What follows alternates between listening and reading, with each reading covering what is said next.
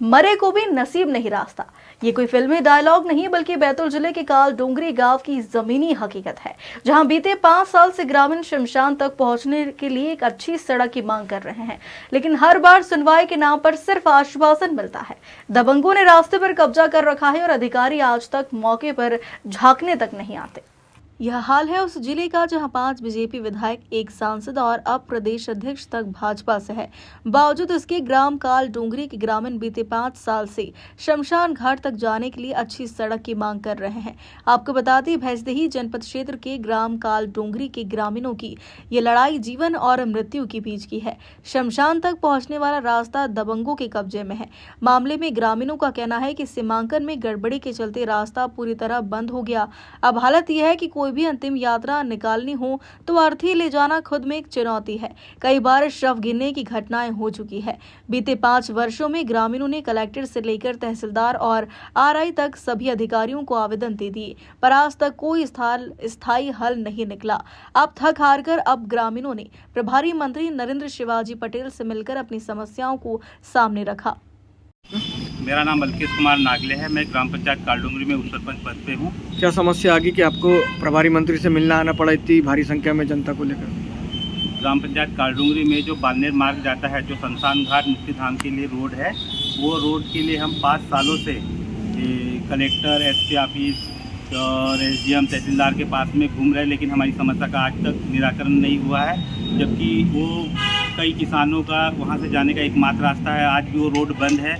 कुछ किसानों द्वारा उस रोड को बंद कर दिया गया है और हम इस चीज़ के लिए खाद बीज कहीं नहीं ले जा पा रहे हैं और पशु बैल भी घर में ही बंधे हैं। बहुत समस्या है कालडोंगरी में। सबसे बड़े हम 5 सालों से हर नेता के पास गए, हर इसके पास गए, लेकिन हमारी समस्या का आज तक निराकरण नहीं हुआ। ऐसा क्या था? हाँ, एक हमारे गांव में गमी हुई थी। उसकी लाश को जब मुक्तिधाम ले जा रहे थे तो बड़े बड़े पत्थर और ये थे, तो उस जगह में 1-2 बार लाश गिरने की कगार पे आ गई थी। लेकिन फिर भी हमको सभी ने बोला कि भाई इस रोड को बनाओ, लेकिन 2 किसान आपस में लड़ रहे हैं और प्रशासन द्वारा दोनों का सीमांकन कर रहा है। लेकिन एक बार सीमांकन में प्रशासन उसके खेत में निकाल दे रहा है और दूसरी बार सीमांकन वो करता है तो उसके खेत में निकाल दे रहा है। प्रशासन की इसमें घोर लापरवाही भी हो रही है, जिसकी वजह से वो जो रोड है वो अभी तक नहीं बन पा रही है। प्रभारी मंत्री को हमने हमारी पूरी समस्या से अवगत कराया। उन्होंने कहा है कि अगली बार ये मेरे पास में संज्ञान में अभी आया, मैं अभी इसके लिए तुरंत इसका निराकरण कर दूँगा। हम कलेक्टर ऑफिस गए, एसडीएम ऑफिस, सब जगह हम 4-5 सालों के प्रयास कर रहे हैं, तो हमारी यानी कोई सुनासी नहीं है और बहुत ज़्यादा परेशान है। कृषक को परेशान है। जैसे शमशान घाट की रास्ता है, कभी कुछ हो जा रहा तो उनको ले जाने में समस्या है। उन्होंने बोला है कि हो जाएगा तुरंत करके 2 दिन में।